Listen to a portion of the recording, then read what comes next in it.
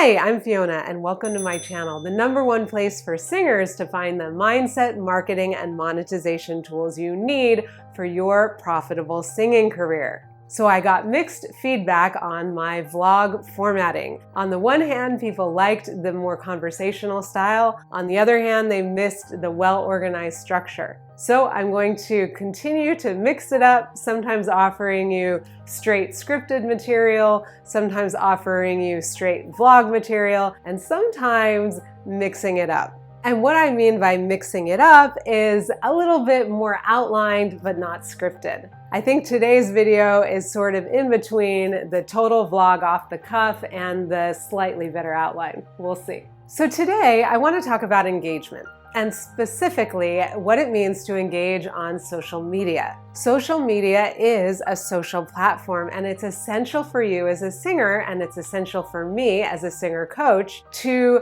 engage on a regular basis. Now, one of the reasons that so many YouTubers quit within the first 3 to 4 months is that they're working really hard to get content out, but people don't seem to be noticing. And they're not noticing because mostly they just haven't been found yet. And so being on YouTube and being on social media in general, if you really want to grow a following, requires patience. As I've talked about before, I'm celebrating every victory, whether it's the first time that I got 100 likes on an Instagram post, when I hit 80 subscribers on YouTube, when I hit 1,000 followers on Instagram. These numbers may be small to someone who's in the tens of thousands, but for me, they're big. I celebrated when I hit 500 Instagram followers, and I encourage you to do the same. Whether you're celebrating the 500 or the 10,000 or the 1,000 or the 50,000, make sure that you celebrate when you start to notice that engagement is happening.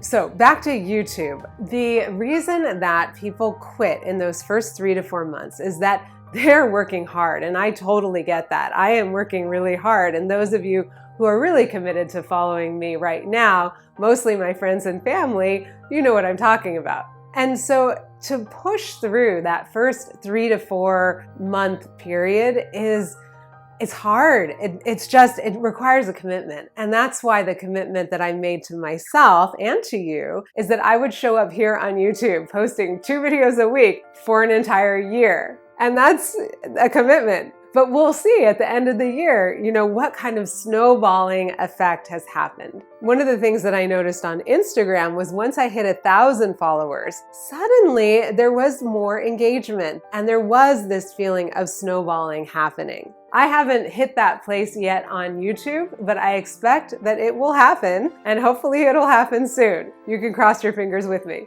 So I thought you would be interested in knowing that my behavior on YouTube has really changed since I became a YouTuber. My viewing, my consumption patterns have changed. And what I mean is that I'm far less discriminate about my likes. So nowadays, I am liking just about every video I watch, whether I really liked it or not, regardless of how much of it I end up watching, because I know that it took effort for the person to put that video up there. It's kind of like when you're a waitress, which I also was earlier in my career, as many of you actors and singers have also, or are currently servers. When I was a server, I realized, wow, servers really need the tips.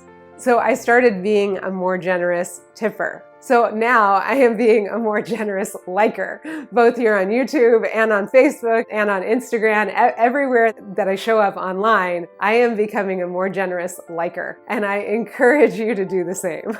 So another thing I wanted to share with you today is this idea of the first follower. And I got this from Mackenzie Fox over at Rebel Coaches Club. And she shared a YouTube video about Dancing Leadership Guy.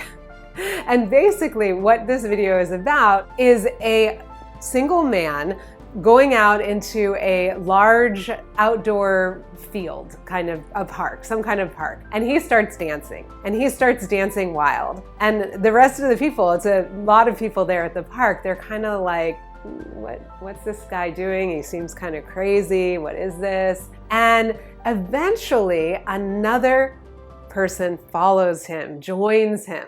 So another person joins him. And when that person joins, that person is the first follower. So that first follower is saying, this is cool, what this guy is doing. Yeah, I like it. This is cool. Once you get that first follower, more followers come. And so the video, I'll show you a little clip here. First, of course, you know, a leader needs the guts to stand out and be ridiculed. But what he's doing is so easy to follow. So here's his first follower with a crucial role. He's going to show everyone else how to follow. Now notice that the leader embraces him as an equal. So now it's not about the leader anymore, it's about them, plural. Now there he is calling to his friends. Now if you notice that the first follower is actually an underestimated form of leadership in itself. It takes guts to stand out like that. The first follower is what transforms a lone nut into a leader. So you've seen a little bit of this clip, and you can go watch the rest of it over on YouTube or here on YouTube. But the point is that once you've got one follower, a snowball effect starts to happen and more followers join. So basically in the beginning, you may be experiencing crickets over on Instagram, on Facebook, on YouTube, wherever you're wanting to build your following at first. You may be experiencing crickets, but that does not mean that your content is not good. It doesn't mean you sing bad. It doesn't mean your music is bad. It just means that you haven't yet attracted your first follower. The first followers, really, the first people who are gonna really shout you out and go, yeah, I like what this person is doing. I like her singing, etc. So hold the fort, be patient. I'm patient. I'm being patient here on YouTube, and I encourage you to be patient wherever you are growing online to getting your music out there. You just need to attract those first followers, and once you do, there will be a snowball effect.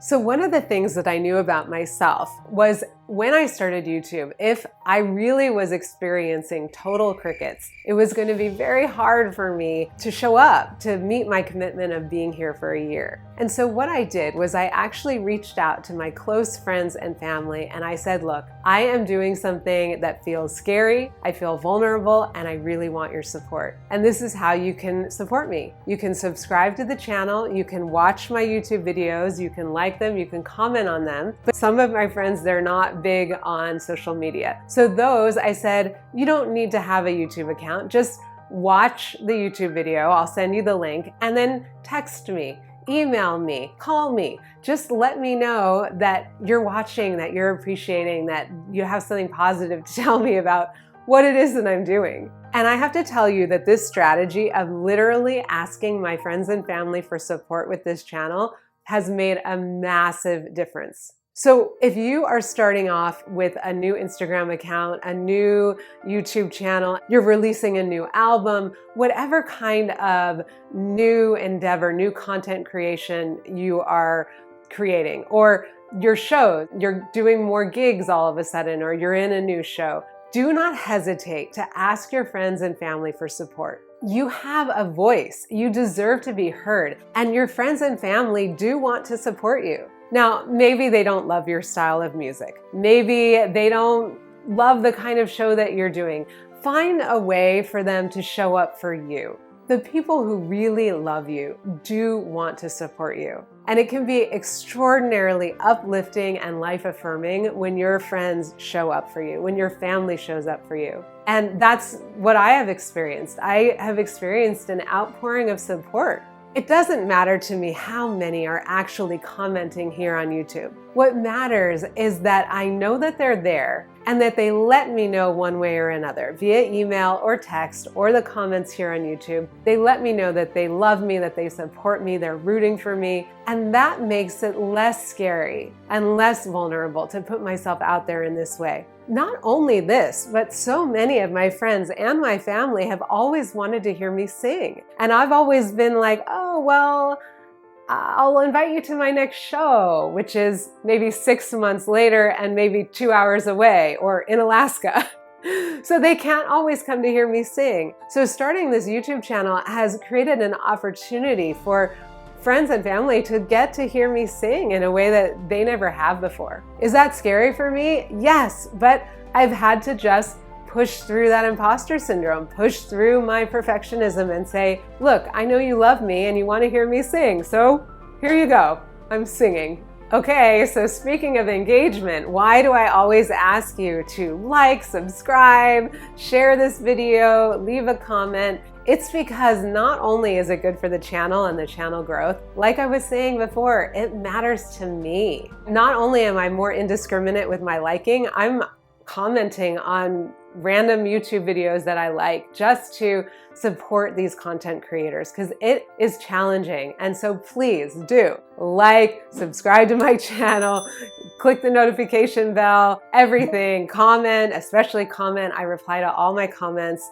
I just love getting that actual direct feedback. And if you know me personally, you know you should be texting me and emailing me your support because I love it and I appreciate it and thank you for it. So my next video is going to be, hit the notification bell because my next video is going to be about the conscious loving breath, which I am not doing all of the time when I am doing my YouTube videos. I gotta admit, I'm doing it now for half a second. So when I am singing, I am almost always, at least to the best of my ability, in conscious awareness. So when I sing, I allow time to breathe and I've built the breath into my singing and into the song, into the moments when I have space between words. But when I'm speaking, I do tend to rush. And I've got to tell you that the conscious loving breath, when I manage to remember it when I'm speaking, it makes my voice more present, more resonant, and it calms down my whole being. So in the next video, I'm going to teach you the conscious loving breath. This channel is more about mindset, marketing, and monetization, as you know, and less about vocal technique. But for me, I think the CLB actually bridges that gap between technique and mindset and fully embodying all of yourself as a singer. And why the tagline? Why do I always say, go out into the world and let your light shine? You deserve to be heard and the world deserves to hear you. Why do I say that? I say it every time because I believe it so fully. I believe it for myself. I have a voice that deserves to be heard, and I believe it for you. You have a voice. It deserves to be heard. We deserve to be heard. We are artists. We are singers. And I don't care that the culture doesn't necessarily support us in the way that we wish that it would. It's time for us to create our own destinies. So go out into the world and let your light shine. You deserve to be heard, and the world deserves to hear you. Now, since you stayed to the end of this vlog, I think you might be interested in this vlog and also to the other videos on my channel.